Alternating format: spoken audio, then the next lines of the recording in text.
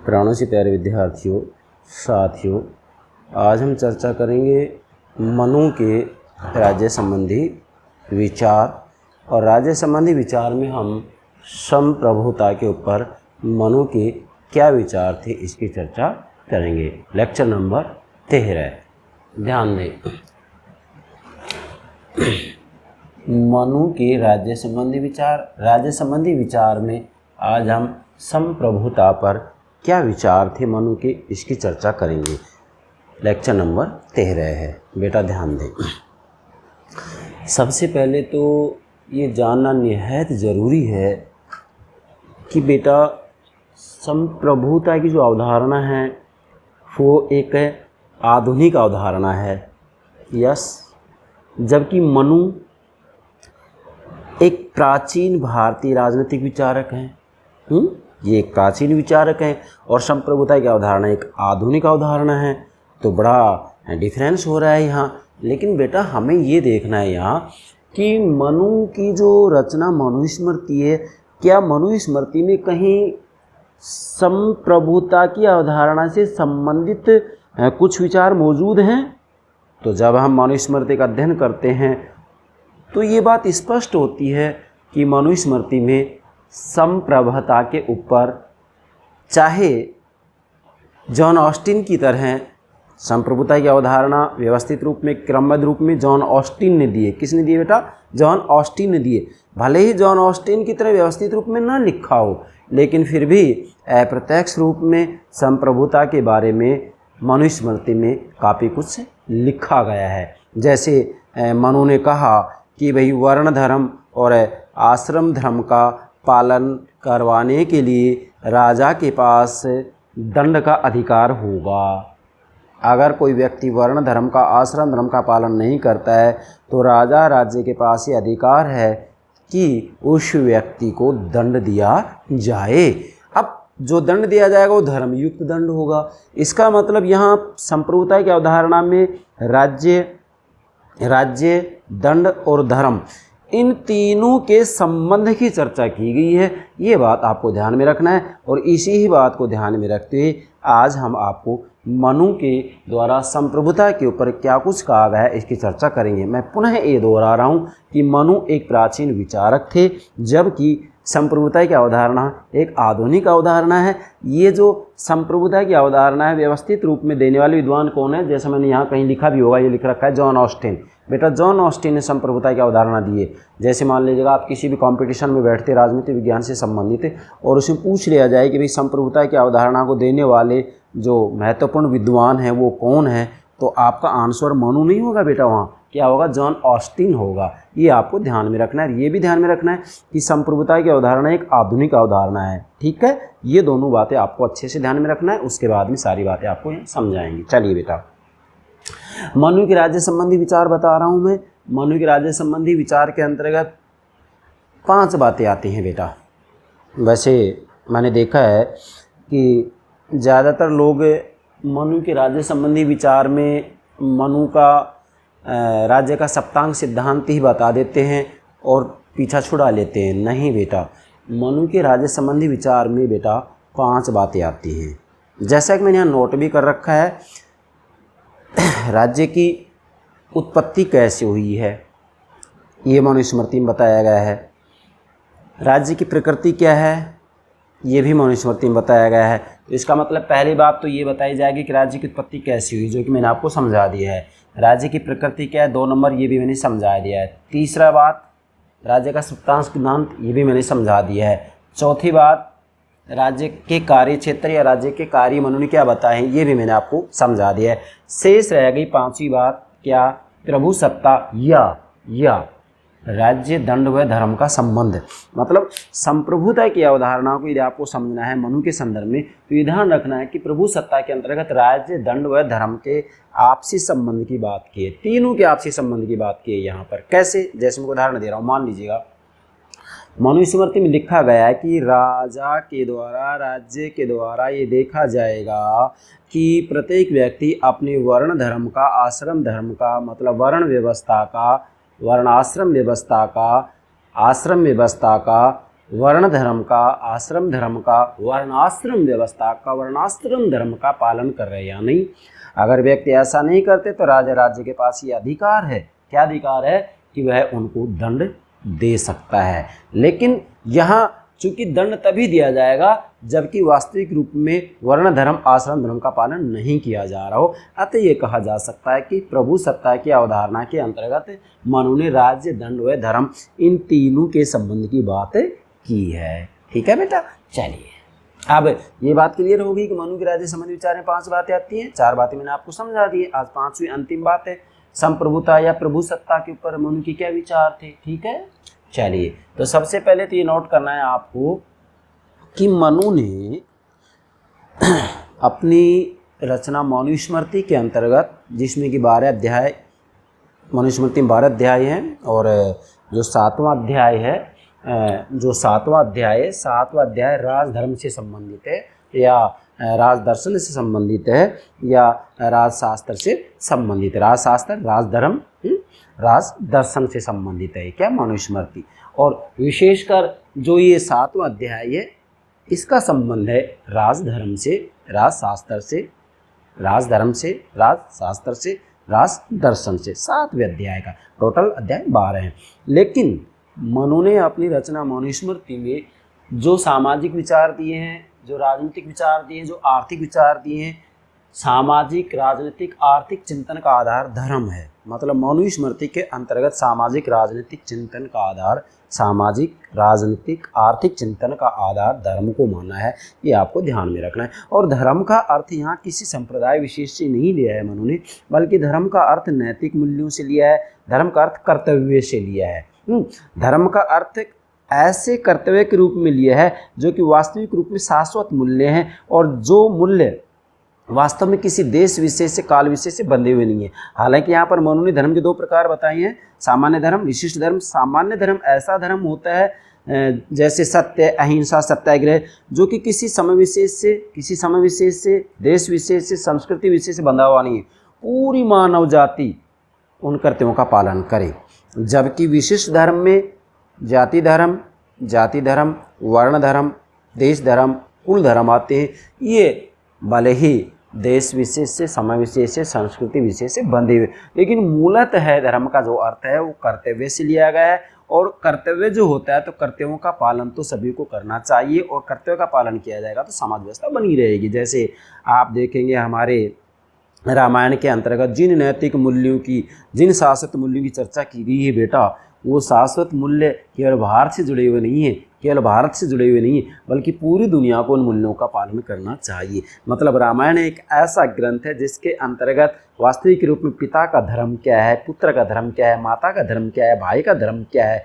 भाई, इससे अच्छा एग्जाम्पल कोई हो ही नहीं सकता है। मतलब रामायण से ज़्यादा आदर्श ग्रंथ दुनिया में कोई है ही नहीं। एक आदर्श पत्नी कैसी हो, एक आदर्श पति कैसा हो, एक आदर्श राजा कैसा हो, एक आदर्श भाई कैसा हो, एक आदर्श परिवार कैसा हो, ये सारी बातें रामायण के अंतर्गत बताई गई हैं, रामायण की कथा के अंतर्गत बताई गई हैं। मैं तो ये कहूँगा कि इस कथा का अध्ययन तो पूरी दुनिया में प्रत्येक व्यक्ति को करना चाहिए। प्लेटो की रिपब्लिक में भी ऐसे दार्शनिक राजा का उल्लेख नहीं किया गया है जैसे दार्शनिक राजा का, जैसे आदर्श राजा का उल्लेख रामायण के अंतर्गत किया गया है। भगवान श्री राम जी जैसे आदर्श राजा हमें कहाँ मिल सकते हैं, ये तो देखिएगा आप। भरत जैसे भाई हमें कहाँ मिल सकते हैं, ये तो देखिएगा आप। भले ही हम मनुस्मृति का यहाँ अध्ययन कर रहे हैं, लेकिन चूँकि रामायण के अंतर्गत वास्तविक रूप में धर्म को हम कहेंगे एक कर्तव्य के रूप में लिया गया है। किसके रूप में लिया गया है? एक कर्तव्य के रूप में लिया गया है। मतलब रामायण में धर्म की पराकाष्ठा मिलेगी आपको। रामायण में धर्म की पराकाष्ठा है, तो धर्म का अर्थ कर्तव्य से लिया गया है। धर्म का अर्थ कर्तव्य से लिया गया, यहाँ पर किसी संप्रदाय विशेष से नहीं लिया गया है। जैसा कि आज धर्म का अर्थ संप्रदाय विशेष से लिया जाता है, लेकिन यहाँ धर्म का अर्थ कर्तव्य से लिया गया है, नैतिक मूल्यों से लिया गया है। ये आपको ध्यान में रखना है। चलिए, अब ये बात तो क्लियर होगी कि राज्य संबंधी विचार में मनु ने राज्य की उत्पत्ति, प्रकृति, राज्य का सप्तांग सिद्धांत, राज्य कार्य क्षेत्र तथा प्रभु सत्ता अर्थात राज्य, दंड व धर्म के संबंध को सम्मिलित किया है। 4 बातें मैंने समझा दी, 5वीं बात आज ले रहे हैं। ठीक है बेटा। अब यहाँ मैंने लिखा है मनु के संप्रभुता पर विचार अर्थात अथवा राज्य, दंड एवं धर्म का आपसी संबंध। मतलब यहाँ मनु ने अपनी रचना मनुस्मृति के अंतर्गत संप्रभुता के ऊपर जो विचार दिए, संप्रभुता के ऊपर जो विचार दिए, उसके अंतर्गत राज्य, दंड एवं धर्म, इन तीनों का आपसी संबंध बतलाया है कि ये तीनों एक दूसरे से जुड़े हुए हैं। कैसे? जैसे राजा को यह अधिकार है कि यदि कोई व्यक्ति वर्ण धर्म का, आश्रम धर्म का पालन नहीं करता है तो ऐसी स्थिति में राजा उसको दंड दे सकता है, लेकिन दंड जो दिया जाएगा वो धर्म युक्त होगा। अर्थात वास्तविक रूप में राजा चूंकि दंडधर है, दंड का प्रयोग करेगा, तो राजा के ऊपर वास्तविक रूप में नैतिक प्रतिबंध है। मतलब राजा यहाँ दंड का भले प्रयोग करे, लेकिन राजा कभी भी निरंकुश नहीं हो सकता। मनु का राजा निरंकुश नहीं हो सकता, उसके ऊपर मर्यादाएं हैं, प्रतिबंध है। मनु के राजा के ऊपर क्या प्रतिबंध है, इसके ऊपर मैं अलग से लेक्चर अपलोड करूंगा। किस नाम से? राजा या राजपद से संबंधित विचार, मनु के राजा या राजपद से संबंधित विचार, जो कि लेक्चर नंबर 14 में ही आपको बता दिया जाएगा। क्रम से चलेंगे हम। चलिए बेटा, अब यहाँ मैंने ये डायग्राम बनाया, इसको थोड़ा पहले ध्यान दें। क्या? जैसे राजा को वर्ण धर्म, आश्रम धर्म, अर्थात राजा को वर्ण आश्रम धर्म के पालन कराने का अधिकार है, और पालन कराने का अधिकार है तो इसके लिए वो दंड का प्रयोग करेगा। इसलिए इसके आधार पर ये कहा जा सकता है कि मनु की प्रभु सत्ता या संप्रभुता की अवधारणा में राज्य, दंड एवं धर्म, ये तीनों की तीनों एक दूसरे से संबंधित बातें हैं। तीनों की तीनों, जैसे राजा को वर्ण आश्रम धर्म के पालन कराने का अधिकार है, और जब ये अधिकार है तो इसका मतलब यह है कि इस अधिकार का प्रयोग, अर्थात जब व्यक्ति वर्ण और आश्रम धर्म का पालन नहीं करेंगे तो राजा उनको दंड दे सकता है, दंड देने का अधिकार है, दंड देने का अधिकार है। तो राजा, दंड और धर्म तीनों ही जो बातें हैं ये एक दूसरे से संबंधित है, इसलिए हमने कोष्टक में लिखा है राज्य, दंड एवं धर्म का आपसी संबंध। तो आप नोट करेंगे मनु की संप्रभुता पर क्या विचार है। ठीक है बेटा, चलिए बेटा, वास्तव में देखा जाए, जैसे मैंने यहाँ लिखा है, मनुस्मृति में आधुनिक अर्थों में संप्रभुता का विचार उपलब्ध नहीं है। जरा ध्यान दीजिएगा, क्या मतलब है इसका? मनुस्मृति में आधुनिक अर्थों में संप्रभुता का विचार उपलब्ध नहीं है। मतलब जैसे पश्चिम के अंतर्गत विशेषकर जॉन ऑस्टिन के द्वारा संप्रभुता की अवधारणा व्यवस्थित रूप में दी गई है। संप्रभुता की अवधारणा को देने वाला विद्वान भी जॉन ऑस्टिन ही माना जाता है। अगर कॉम्पिटिशन पूछ लिया जाता है तो आपका आंसर जॉन ऑस्टिन होगा कि संप्रभुता की अवधारणा निम्न में से किस विद्वान ने दी है? जॉन ऑस्टिन ने दी है। भले ही हॉब्स ने इसके बारे में काफ़ी कुछ लिखा है, लेकिन जॉन ऑस्टिन ने व्यवस्थित रूप में, क्रमबद्ध रूप में संप्रभुता की अवधारणा दी है। ये आपको ध्यान में रखना है, जरा ध्यान दें। आई अब मनुस्मृति में आधुनिक अर्थ में संप्रभुता का विचार उपलब्ध नहीं, मतलब जिस रूप में जॉन ऑस्टिन ने संप्रभुता का अर्थ बतलाया है, जिस रूप में जॉन ऑस्टिन ने संप्रभुता की अवधारणा दी है, उस रूप में संप्रभुता की अवधारणा मनुस्मृति में मौजूद नहीं है। कारण, जॉन ऑस्टिन संप्रभुता की अवधारणा एक आधुनिक अवधारणा है, आधुनिक विद्वान है, ये आधुनिक विचारक है, लेकिन मनु एक प्राचीन विचारक है। ये आपको ध्यान में रखना। इसलिए मनुस्मृति में आधुनिक संप्रभुता की अवधारणा को यदि आप देखना चाहेंगे तो वो उसमें उपलब्ध नहीं होगी, ये ध्यान रखना। तो ये संप्रभुता की अवधारणा आधुनिक युग में पश्चिम में किसने दी है? जॉन ऑस्टिन ने। नोट करें इस विद्वान का नाम, John Austin, John Austin, John Austin. ठीक है बेटा, चलिए। मनुस्मृति में इन तीनों के आपसी संबंधों को जिस रूप में स्वीकारा गया है, उससे ही स्पष्ट होता है कि मनु राज्य या राजा की सर्वोच्च शक्ति से परिचित थे। आप ध्यान दें जरा, मतलब यहाँ मनुस्मृति में जो लिखा गया है उसके आधार पर ये कहा जा सकता है कि भाई संप्रभुता के विचार मनुस्मृति में मौजूद थे। जॉन ऑस्टिन की तरह स्पष्ट रूप में नहीं लिखा है, लेकिन उनके जब हम श्लोक पढ़ते हैं तो श्लोकों से पता लगता है कि भाई मनुस्मृति में संप्रभुता की तरफ संकेत किया गया है। कैसे समझे? मनुस्मृति में इन तीनों मतलब राज्य, दंड और धर्म, राज्य, दंड और धर्म, इन तीनों के आपसी संबंधों को जिस रूप में स्वीकारा गया उससे ही स्पष्ट होता है कि मनु राज्य या राजा की सर्वोच्च शक्ति से परिचित थे। जैसे यहाँ स्पष्ट कहा गया है कि राजा को वर्ण आश्रम धर्म के पालन कराने का अधिकार है, और कोई व्यक्ति वर्ण धर्म आश्रम धर्म का पालन नहीं करता है तो राजा या राज्य के द्वारा उसको दंड दिया जाएगा। दंड दिया जाएगा तो राजा क्या बन गया? दंडधर, और दंडधर बन गया तो इसका मतलब संप्रभुता या अंतिम रूप में जो शक्ति का वास है वह किसके हाथ में? राजा के हाथ में। संप्रभुता का मतलब होता है कि उससे ऊपर और कोई नहीं हो। संप्रभु अंतिम रूप में निर्णय लेने वाली संस्था और व्यक्ति ही संप्रभु कहलाता है। मैंने संप्रभुता के पर अलग से लेक्चर अपलोड कर रखा है, आप प्लेलिस्ट में, पॉलिटिकल थ्योरी में, आधुनिक राजनीतिक सिद्धांत में देख सकते हैं। संप्रभुता के ऊपर मैंने वहाँ कितने ही लेक्चर अपलोड कर दिए हैं। इसके अर्थ, परिभाषा, विशेषता वगैरह जितने भी हैं, संप्रभुता के सिद्धांत वगैरह सब मैंने समझा रखा है, तो यहाँ ज़्यादा लंबा चौड़ा व्याख्यान हमें देने की आवश्यकता नहीं है। ठीक है बेटा, तो यहाँ इससे स्पष्ट होता है कि भाई मनुस्मृति के अंतर्गत वास्तविक रूप में राज्य या राजा की सर्वोच्च शक्ति से वो परिचित थे, और सर्वोच्च शक्ति संप्रभुता होती है। सर्वोच्च शक्ति ही भाई किसी व्यक्ति विशेष की, किसी संस्था विशेष की जो सर्वोच्च शक्ति होती है वही क्या होता है, संप्रभुता। जैसे आज आप देखेंगे ब्रिटेन के अंतर्गत संसद की संप्रभुता के सिद्धांत को अपनाया गया है कि ब्रिटेन की संसद किसी भी विषय पर कैसा भी कानून बना सकती है, न्यायपालिका उसका अवैध घोषित नहीं कर सकती, न्यायपालिका ब्रिटेन के अंतर्गत संसद द्वारा बनाए हुए कानून को। इसलिए वहाँ संसद की संप्रभुता का सिद्धांत है। तो क्या शब्द आया, संसद की संप्रभुता का सिद्धांत है वहाँ ब्रिटेन में। अब संप्रभुता का मतलब क्या है, राज्य की सर्वोच्च शक्ति। तो ब्रिटेन में राज्य की सर्वोच्च शक्ति किसके पास में, संसद के पास में। इसका मतलब सर्वोच्च शक्ति क्या है, संप्रभुता है। तो यहाँ पर सर्वोच्च शक्ति किसकी तरफ संकेत कर रहे हैं, मनु, राजा की तरफ कर रहे हैं कि राजा को वर्ण आश्रम धर्म के पालन कराने का अधिकार है और इसके लिए व्यक्ति को दंड दे सकता है।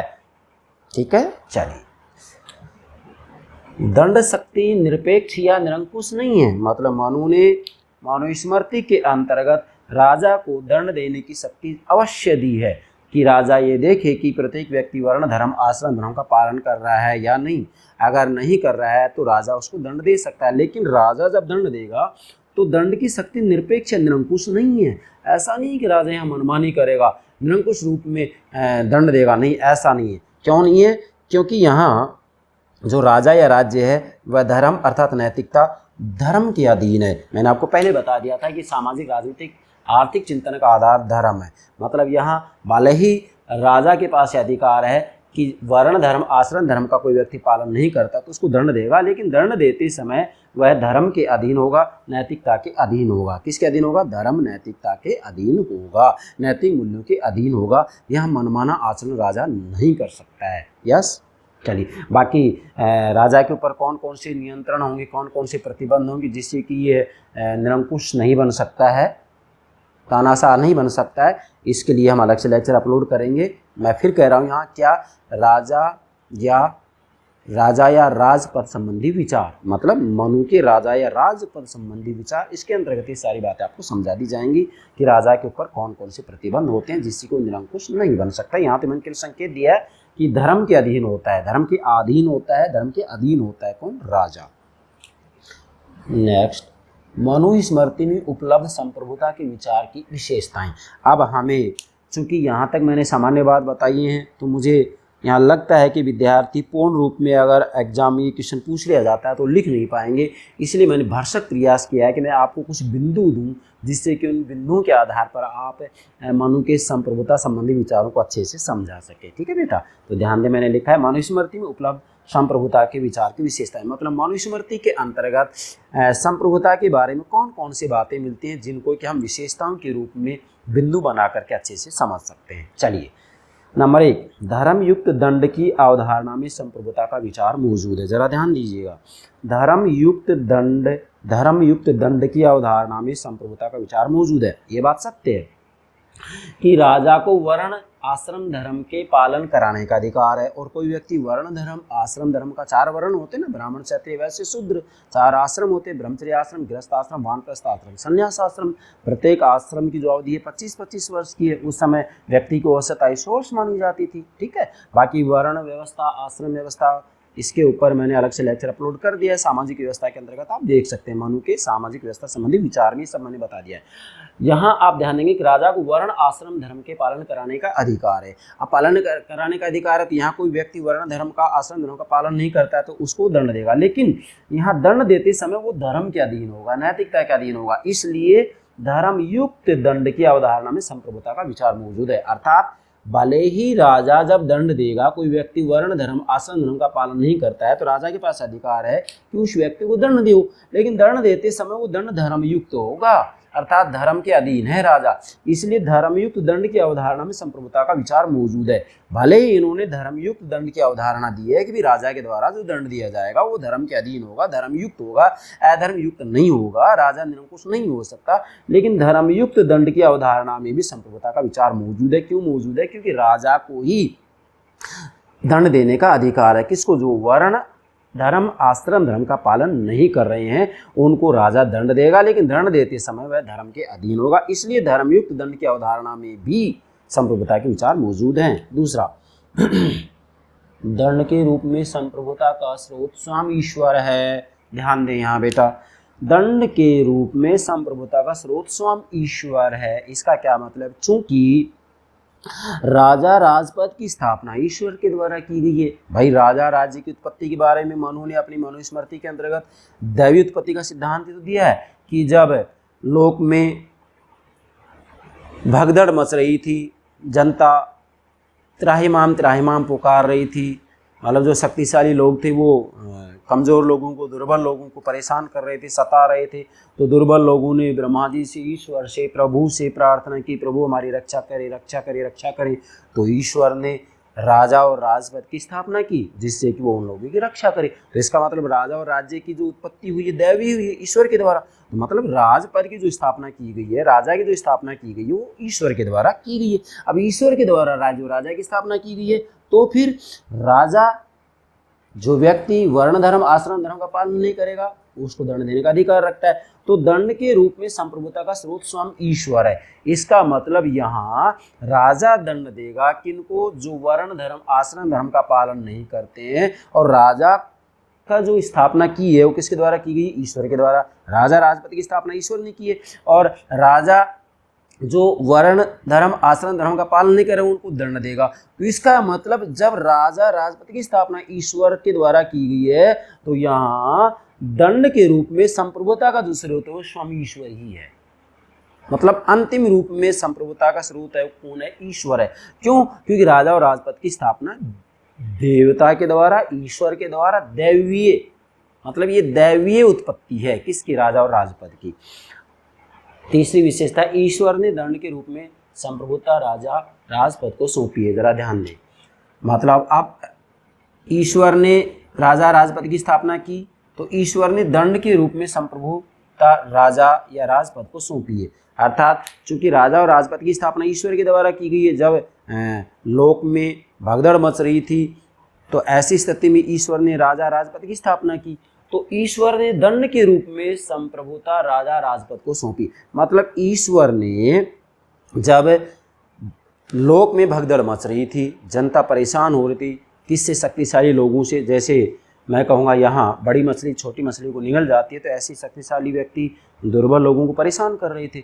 तो परेशान कर रहे थे, तो ऐसी स्थिति में उन्होंने ब्रह्मा जी से प्रार्थना की, ब्रह्मा जी हमारी रक्षा कीजिएगा। तो ईश्वर ने, ब्रह्मा जी ने क्या किया? राजा की स्थापना की, राजपद की स्थापना की। अब राजपद की जो स्थापना की तो ऐसी स्थिति में फिर व्यवस्था बनाए रखने के लिए वर्ण धर्म आश्रम धर्म का पालन सभी व्यक्ति करें, तो इसके लिए फिर वहाँ मतलब राजा को फिर दंड की शक्ति दी गई है।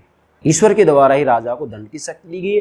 तो यहाँ पर दंड की जो शक्ति दी गई है, दंड की जो शक्ति दी गई वही वास्तविक रूप में क्या है? वो संप्रभुता है एक प्रकार से, और वो राजा को सौंपी गई है। तो ध्यान दें, ईश्वर ने दंड के रूप में संप्रभुता राजा राजपद को सौंपी है। अब यहाँ जो संप्रभुता सौंपी है, जो सर्वोच्च शक्ति सौंपी है, इसका मतलब केवल ये नहीं लेंगे कि किसी व्यक्ति विशेष को सौंपी है, नहीं, यहाँ संस्था विशेष भी हो सकती है। इसलिए यहाँ पर राजा और राजपद दोनों लिखा है मैंने, राजा और राजपद, क्योंकि राजा का सप्तांग सिद्धांत में स्वामी भी आता है और अमात्य भी आता है, पुर भी आता है। स्वामी, अमात्य, पुर, राष्ट्र ये आते हैं कि नहीं आते हैं? सेना भी आता है कि नहीं आता है? तो अकेला राजा बिना मंत्रियों के, बिना अमात्य के कुछ कर नहीं सकता। मतलब राज्य रूपी रथ को चलाने के लिए दो पहियों की अति आवश्यकता होती है। दो पहिए कौन है? स्वामी या राजा, और दूसरा अमात्य या मंत्री। तो डेफिनेटली यहाँ कहा जा सकता है कि राजा का मतलब यहाँ किसी व्यक्ति विशेष से नहीं है, इसलिए मैंने कोष्टक में लिखा राजपद। यहाँ किसी संस्था विशेष को भी ये सौंपा जा सकता है। अब राजपद के माध्यम से दंड शक्ति राज्य में निहित की है। मतलब इसी ही आधार पर कहा जा सकता है कि राजपद के माध्यम से मनु ने दंड शक्ति राज्य में निहित कर दी। किस में निहित कर दी? राज्य में निहित कर दी। तो इसका मतलब स्पष्ट है कि मनुस्मृति के अंतर्गत संप्रभुता से संबंधित बातें मिलती हैं। चौथा है संप्रभुता का आधार दैवीय शक्ति है। ध्यान दें, संप्रभुता का आधार दैवीय शक्ति है, मतलब यहाँ जो राजा को सर्वोच्च शक्ति सौंपी जा रही है उसका आधार दैवीय शक्ति। क्यों? क्योंकि ईश्वर के द्वारा राजा राजपद की स्थापना की जा रही है और ईश्वर के द्वारा ही राजा को दंड की शक्ति दी जा रही है। और दंड की जो शक्ति जा रही है, दंड की जो शक्ति दी जा रही है, जो दंड की शक्ति है वही संप्रभुता है। इसलिए संप्रभुता का आधार दैवीय शक्ति है। कोष्टक में लिखा देवांश राजा को सौंपी है, अर्थात यहाँ वास्तविक रूप में ईश्वर ने जो यहाँ दंड देने की शक्ति सौंपी है वह वास्तव में देवांश राजा को ही सौंपी है। देवांश राजा का मतलब क्या है? देवांश राजा का मतलब यह है कि मनु ने स्पष्ट रूप में अपनी रचना मनुस्मृति में कहा है कि जिस राजा के अंतर्गत 8 देवताओं के अंश होंगे, 8 देवताओं के गुण होंगे, उसी ही को संप्रभुता सौंपी जाएगी, उसी को दंड देने की शक्ति सौंपी जाएगी। तो यहाँ देवांश राजा को सौंपा है, इसका मतलब जिस राजा के अंतर्गत जिस व्यक्ति के अंतर्गत 8 देवताओं के गुण होंगे। 8 देवता जैसा कि पिछले लेक्चर मैंने आपको अच्छे से बता दिया, यहाँ दोहराने की आवश्यकता नहीं है। जैसे इंद्र, वायु, यम, कुबेर, वरुण इत्यादि जो हैं, ये सारे के सारे 8 देवता हैं। 8 देवताओं के इनमें गुण होने चाहिए। अतः संप्रभुता का उद्देश्य नैतिक मूल्यों की रक्षा एवं वृद्धि है। तो इस आधार पर यह कहा जा सकता है कि मनु ने अपनी रचना मनुस्मृति में स्पष्ट कह दिया है कि संप्रभुता का उद्देश्य नैतिक मूल्यों की रक्षा एवं वृद्धि है। और जो नैतिक मूल्यों की रक्षा एवं वृद्धि है, यही जो नैतिक मूल्य हैं, इन नैतिक मूल्यों को ही मनु ने धर्म कहा है। क्या कहा है? मतलब नैतिक मूल्यों की रक्षा एवं वृद्धि है। तो नैतिक मूल्य वर्ण धर्म आश्रम धर्म का पालन करें। अगर वर्ण धर्म आश्रम धर्म का पालन जनता नहीं करती है तो राजा उनको दंड देगा, लेकिन दंड देते समय राजा भी धर्म के अधीन होगा। इसलिए जो नैतिक मूल्यों की रक्षा एवं वृद्धि है, तो जो नैतिक मूल्य है, इन नैतिक मूल्यों को ही मनु ने धर्म कहा है। इसका मतलब यहाँ स्पष्ट हो गया है कि मनु ने धर्म का जो अर्थ बताया है वह किसी संप्रदाय विशेष को लेकर नहीं बताया है, बल्कि मनु ने धर्म का अर्थ कर्तव्य विशेष के रूप में बताया, नैतिक मूल्यों के रूप में बताया है। किसके रूप में बताया? नैतिक मूल्यों के रूप में बताया है। 5वीं विशेषता है दंड के रूप में संप्रभुता स्वयं में साध्य नहीं है। जरा ध्यान दें, दंड के रूप में संप्रभुता स्वयं में साध्य नहीं है। मतलब मनु ने राजा को दंड देने का अधिकार दिया है, लेकिन दंड के रूप में जो संप्रभुता है स्वयं में साध्य नहीं है। यह निरंकुश एवं स्वेच्छाचारी भी नहीं है। मतलब जो ये दंड के रूप में संप्रभुता है, स्वयं अपने आप में साध्य नहीं है और यह निरंकुश भी नहीं है, यह स्वेच्छाचारी भी नहीं है। यह समाज में नैतिक मूल्यों मतलब धर्म, मतलब कर्तव्य, वर्ण धर्म, आश्रम धर्म, यह समाज में नैतिक मूल्यों की रक्षा एवं वृद्धि का साधन मात्र है। मतलब जो संप्रभुता है वह साध्य नहीं है, साधन है। नोट करें, संप्रभुता साध्य नहीं है बल्कि साधन है, साधन मात्र माना है मनु ने अपनी मनुस्मृति के अंतर्गत। किसको? संप्रभुता को। आपसे एग्जाम पूछा जा सकता है कि मनु ने अपनी मनुस्मृति के अंतर्गत संप्रभुता को साध्य माना है, साधन, तो आपका आंसर होगा क्या? साधन मात्र माना है, साध्य नहीं माना है। आगे, मनु ने धर्मयुक्त दंड अर्थात नैतिक मूल्यों से मर्यादित संप्रभुता के विचार को स्वीकार है। अर्थात इस आधार पर स्पष्ट होता है कि मनु ने धर्मयुक्त दंड अर्थात नैतिक मूल्यों से मर्यादित संप्रभुता के विचार को स्वीकारा है। मतलब यहाँ भले ही मनुस्मृति के अंतर्गत संप्रभुता के बारे में अप्रत्यक्ष रूप में कहा गया हो, लेकिन फिर भी जो संप्रभुता की बात कही गई है वो मनु ने धर्मयुक्त दंड, मतलब राजा को दंड देने का अधिकार है। जो व्यक्ति वर्ण धर्म आश्रम धर्म का पालन नहीं करेगा उसको दंड देगा राजा, लेकिन जो दंड देगा वो दंड धर्मयुक्त होगा। मतलब वास्तविक रूप में दंड का जो आधार होगा वो धर्म होगा। इसलिए मनु ने धर्मयुक्त दंड अर्थात धार्मिक दंड का मतलब क्या होगा यहाँ? अर्थात नैतिक मूल्यों से मर्यादित संप्रभुता के विचार को स्वीकारा है। मतलब मनु ने धर्मयुक्त अर्थात क्या? मनु ने धर्मयुक्त दंड, जैसे यहाँ है ना पहले धर्मयुक्त दंड, तो धर्मयुक्त दंड की अवधारणा भी क्या है इसको भी समझ लें। मनु ने धर्मयुक्त दंड अर्थात नैतिक मूल्यों से मर्यादित संप्रभुता, मतलब जो राजा होगा वो दंड का प्रयोग करेगा, दंड देने का अधिकार उसको होगा। राज्य की जो सर्वोच्च शक्ति होगी वो राजा के हाथों में होगी, लेकिन राजा जो व्यक्ति अपराध करेंगे, जो धर्म का पालन नहीं करेंगे, जो वर्ण धर्म का, आश्रम धर्म का पालन नहीं करेंगे, 4 वर्ण होते हैं, 4 आश्रम होते हैं, उनका पालन नहीं करेंगे, तो ऐसी स्थिति में जब राजा उनको दंड देगा तो दंड देते समय वह नैतिक मूल्यों से मर्यादित होगा। इसीलिए इसको नैतिक मूल्यों से मर्यादित संप्रभुता के विचार को स्वीकार है, ये बात कही जाती है। मतलब मनु ने धर्मयुक्त दंड अर्थात नैतिक मूल्यों से मर्यादित संप्रभुता के विचार को स्वीकार है, नोट करें। और छठा अंतिम विशेषता है, मनु की दंड के रूप में संप्रभुता के विचार में आंतरिक और बाहरी क्षेत्र में सर्वोच्चता का लक्षण मौजूद है। बहुत महत्वपूर्ण बात है। जैसे जॉन ऑस्टिन ने आधुनिक समय में संप्रभुता की अवधारणा का जब अर्थ बताया तो ये कहा है कि राज्य की जो सर्वोच्च शक्ति होती है, राज्य की जो सर्वोच्च शक्ति होती है वही संप्रभुता है। जॉन ऑस्टिन कह रहे हैं राज्य की सर्वोच्च शक्ति संप्रभुता है, लेकिन राज्य की जो सर्वोच्च शक्ति है वो आंतरिक रूप में भी सर्वोच्च है और बाहरी रूप में भी सर्वोच्च है। जब तक आंतरिक और बाहरी रूप में राज्य की शक्ति सर्वोच्च नहीं होगी तब तक उसको संप्रभुता नहीं कहा जा सकता है। तो यहाँ मनु ने अपनी मनुस्मृति के अंतर्गत ये दोनों बातें बताई है। कैसे? मनु कि दंड के रूप में संप्रभुता के विचार में आंतरिक और बाहरी क्षेत्र में सर्वोच्चता का लक्षण मौजूद है। मतलब मनु ने भी अपनी रचना मनुस्मृति के अंतर्गत आंतरिक और बाहरी क्षेत्र में राजा की सर्वोच्चता को स्वीकारा है। कैसे? धर्मयुक्त दंड के रूप में संप्रभुता आंतरिक क्षेत्र में सर्वोच्च है। मतलब राजा उन लोगों को दंड देने का अधिकार रखता है जो वर्ण धर्म और आश्रम धर्म का पालन नहीं करते हैं। ये बात सत्य है, दंड उनको देगा, दंड देने का अधिकार है, लेकिन दंड जब देगा तो दंड धर्मयुक्त होगा, धर्म के आधार पर होगा, नैतिक मूल्यों के आधार पर होगा, निरंकुश नहीं होगा। राजा मनमाना आचरण नहीं कर सकता राजा। तो धर्मयुक्त दंड के रूप में संप्रभुता आंतरिक क्षेत्र में सर्वोच्च है। मतलब धर्मयुक्त रूप में राजा ही अंतिम रूप में अपराधियों को दंड देता है। दंड देने का अधिकार राजा के पास ही है, राजा को ही सौंपा गया है, ईश्वर के द्वारा सौंपा गया है। इसलिए आंतरिक रूप में राजा सर्वोच्च हो गया। इसका मतलब संप्रभुता की बात कही गई है। भाई राज्य की सर्वोच्च शक्ति ही तो संप्रभुता है, तो यहाँ आंतरिक रूप में राजा सर्वोच्च हो गया। अब देखिएगा बाहरी रूप में भी सर्वोच्च बता रहे हैं। कैसे? मनु राज्य व्यवस्था में दंड रूप में संप्रभुता बाहरी क्षेत्र में सर्वोच्च है। कैसे? मतलब यहाँ मनु ने या मनु की राज्य व्यवस्था में, नोट करें, ये तो आंतरिक रूप में हो गया। आंतरिक रूप में कोई भी व्यक्ति अपराध करता है, वर्ण धर्म आश्रम धर्म का पालन नहीं करता है, तो राजा को ये अंतिम रूप में दंड देने का अधिकार है। तो आंतरिक रूप में राजा सर्वोच्च हो गया ना। भाई आंतरिक और बाहरी रूप में राज्य की सर्वोच्च शक्ति संप्रभुता कहलाती है। ये संप्रभुता का अर्थ हो गया, आधुनिक अर्थ है, मैं ये कहूँगा, जॉन ऑस्टिन के द्वारा बताया गया अर्थ है। तो हमको ये देखना है कि मनु के विचारों में ये बात है कि नहीं। तो आंतरिक रूप में तो राजा सर्वोच्च है ही है, बाहरी रूप में कैसे? मनु ने कहा है कि राज्य व्यवस्था में दंड रूप में, राज्य व्यवस्था में दंड रूप में संप्रभुता बाहरी क्षेत्र में सर्वोच्च है। बाहरी क्षेत्र में सर्वोच्च कैसे? मतलब मनु स्पष्ट रूप में कह रहा है मनुस्मृति के अंतर्गत। कैसे? शत्रु राज्यों से अपने राज्य की अखंडता व स्वतंत्रता की रक्षा करना। मतलब मनु ने अपनी मनुस्मृति में स्पष्ट रूप में कहा है कि राजा शत्रु राज्यों से अपने राज्य की अखंडता व स्वतंत्रता की रक्षा करे। जैसे कि मनु ने अंतरराज्य संबंधों के सिद्धांत में राज्यमंडल का सिद्धांत दिया है ना। राज्यमंडल का सिद्धांत, राज्यमंडल, मंडल मतलब घेरा और राज्य मतलब राज्य है, तो राज्यों का समूह, मंडल मतलब समूह या घेरा, राज्यों का समूह। तो राज्यमंडल में 12 राज्य बताए हैं ना मनु ने, और 12 राज्यों के सेंटर में विजिगीषु राज्य को माना है। विजिगीषु राजा या राज्य, विजिगीषु राजा का मतलब होता है विजय की इच्छा रखने वाला राजा।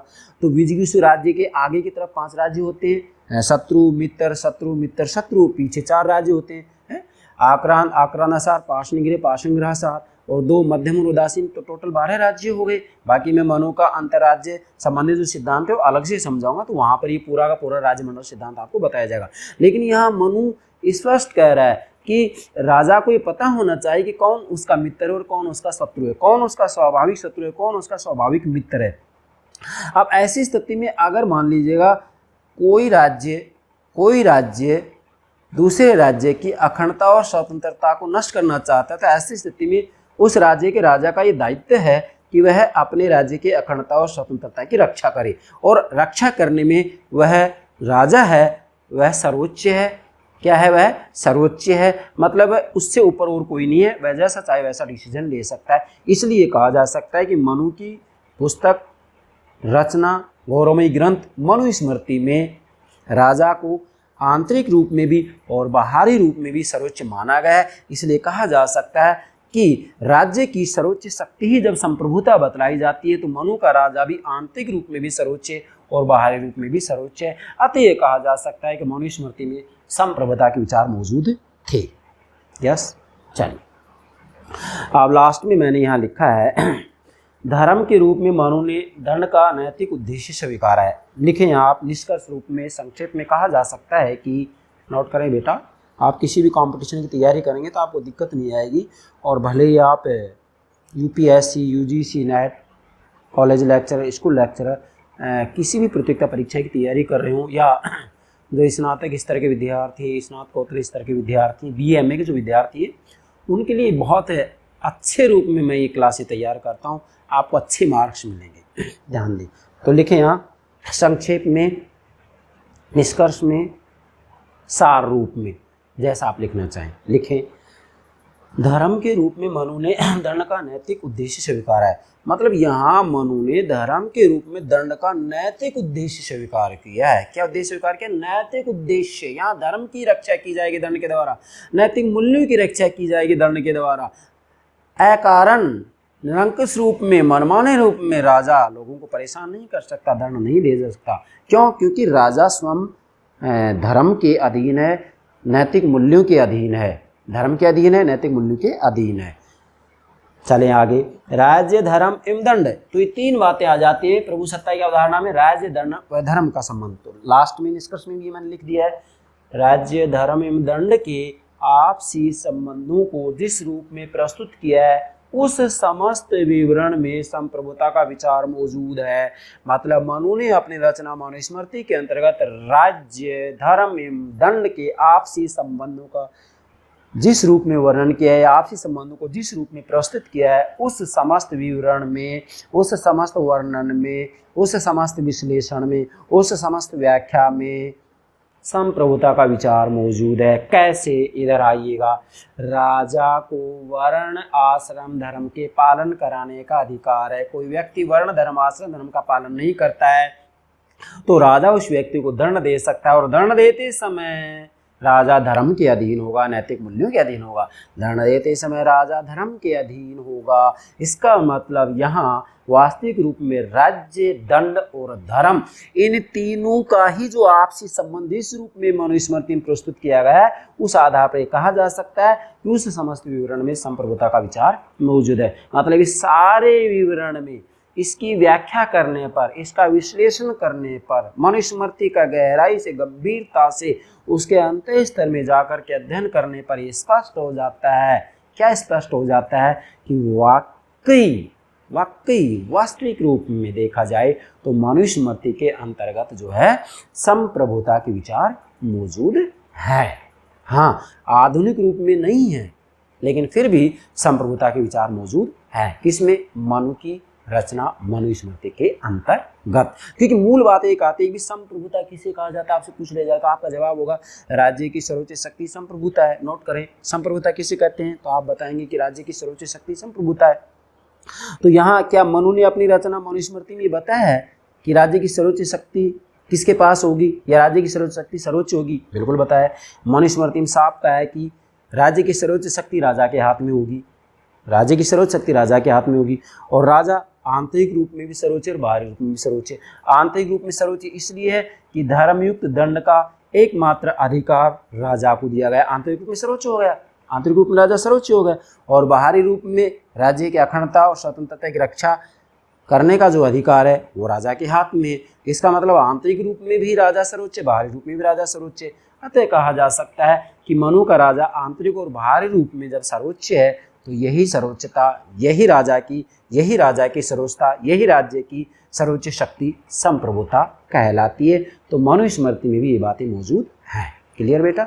मुझे विश्वास है आप मनु के राज्य संबंधी विचार के अंतर्गत संप्रभुता के ऊपर मनु के क्या विचार थे इसको अच्छे से समझ गए होंगे। यस बेटा? Okay, thank you very much.